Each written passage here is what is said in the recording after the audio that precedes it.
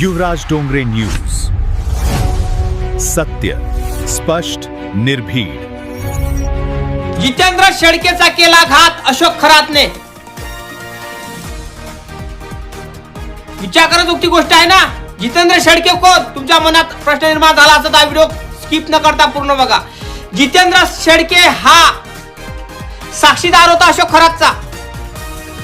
त्याच्या विरोधात साक्ष देणार होता की हा अशोक खरात अशा पद्धतीचं केलं, तशा पद्धतीचं करा. त्या जितेंद्र शेळके हा व्यक्ती त्याच्या विरोधात साक्ष देणार होता आणि त्याचा कार ऍक्सिडेंट मुळे त्याचं निधन झालं. समृद्धी मार्गावर त्याची बायको आणि तो तिथं ठार झाला आणि अशोक खरातने केला त्याला ठार. तुमच्या मनात प्रश्न निर्माण झाला की अशोक खरात हा जेलात आहे, हा कसा करू शकते? तुमच्या मनात प्रश्न निर्माण झालेला आहे की अशोक खरात जेलात असताना हा कसा करू शकते? कारण तुम्हालाही माहित असेल अशोक खरात संघ गृहमंत्र्यांसंघ फोटो आहे, देवेंद्र फडणवीस संघ फोटो आहे, एकनाथ शिंदे संघ फोटो आहे, रुपाली चाकणकर संघ फोटो आहे, प्रतिभा चाकणकर संघ फोटो आहे, मोठे मोठे उद्योगपती संघ फोटो आहे. तो विचार करा, काहीतरी धागेदोरे जुळले असेल ना, ते ना काही नेटवर्क बनवलं असेल ना, म्हणून झालं असेल ना. आणि अशोक खरात हा बाइज्जत बरी होणार, याला कुठलीही सजा होणार नाही. कारण असेच तो प्रूफ डिलीट करत गेला, असेच प्रूफ खतम करण्यात गेला, तर मग काय काही प्रूफ राहणार? काय नाही राहणार. मग अशोक खरात समोर काहीही राहणार नाही, त्याचं टेळ वाकड कोणी करू शकणार नाही. या कारणामुळं जितेंद्र शेळके याला उडवलं ट्रकाने आणि इथंच त्याचा खात्मा करून टाकला. आणि मग काय आता त्याला मोकळी जागा झाली, कोणाला? अशोक खरातला. आणि जो मेन साक्षीदार होता तो ठार झाला. आता अशोक खरात हा बाइज्जत रिया होणार. आपल्याला असं वाटत असेल हा साक्षीदार मेला तर काही टेन्शन नाही, त्याचे व्हिडिओ असेल, त्याचे फोटो असेल, हे असेल ते असेल, विचार करू शकता तुम्ही. त्याची व्हिडिओ डिलीट मारू शकते, त्याचे जे कागद बिगद जे काय सापडलं सगळं डिलीट मारू शकते, फाडू शकते, जाळू शकते, सगळ्या गोष्टी करू शकते. कारण तुम्हालाही माहित आहे अशोक खरातचे अंग मोठे मोठे धागेदुरे लोकांसंग जुळलेले आहे.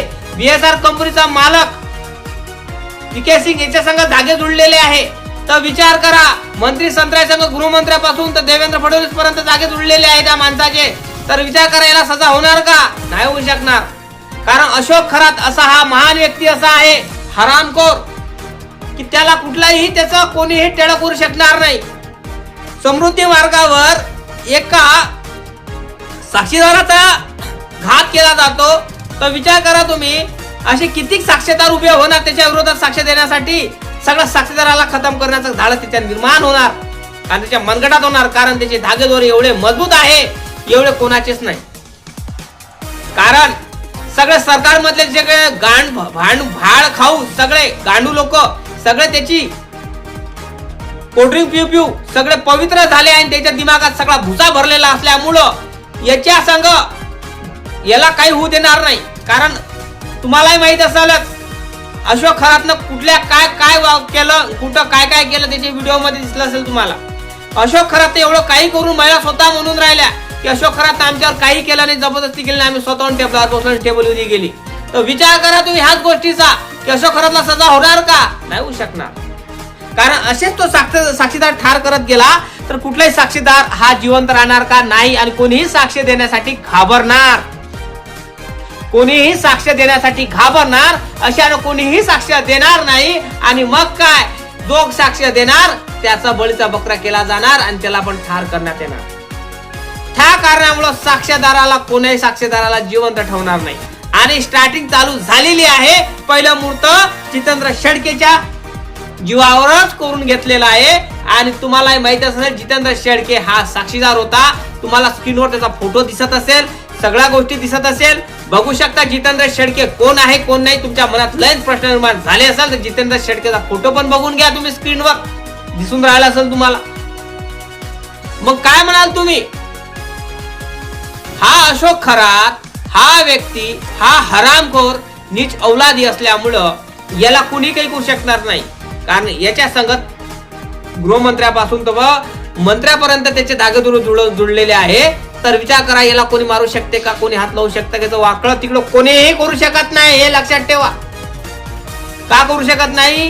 कारण ह्या व्यक्तीनं एवढं धागेदोरे एवढे दूर पाठवलेले आहे, त्याच्या स्वतःचे नेटवर्क एवढं बनवलेलं आहे की तुम्हाला मी सांगू शकत नाही. अशोक कराडला कुठलीही सजा होणार नाही, या निर्दोष साबित होणार. कुठलाही मायेचा लाल पैदा होत असत काही होणार नाही.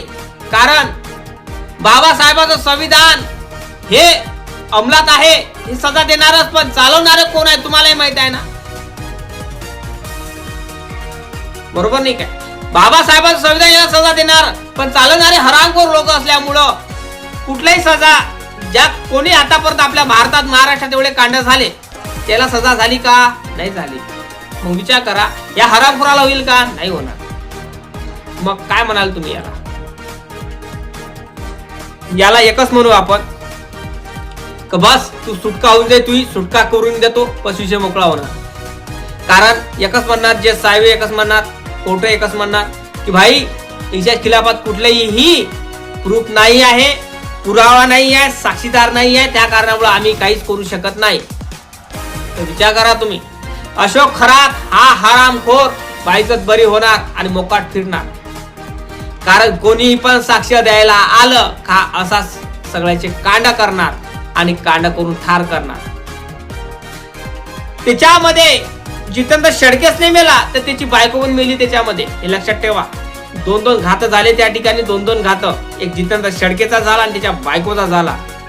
आणि हा प्लॅनिंग न झाला की कसा झाला हे मला ठाऊक नाही. तुम्ही नक्की कमेंट करून सांगा काय वाटतं तुम्हाला. जितेंद्र शेळकेचा घात कोणी केला असेल?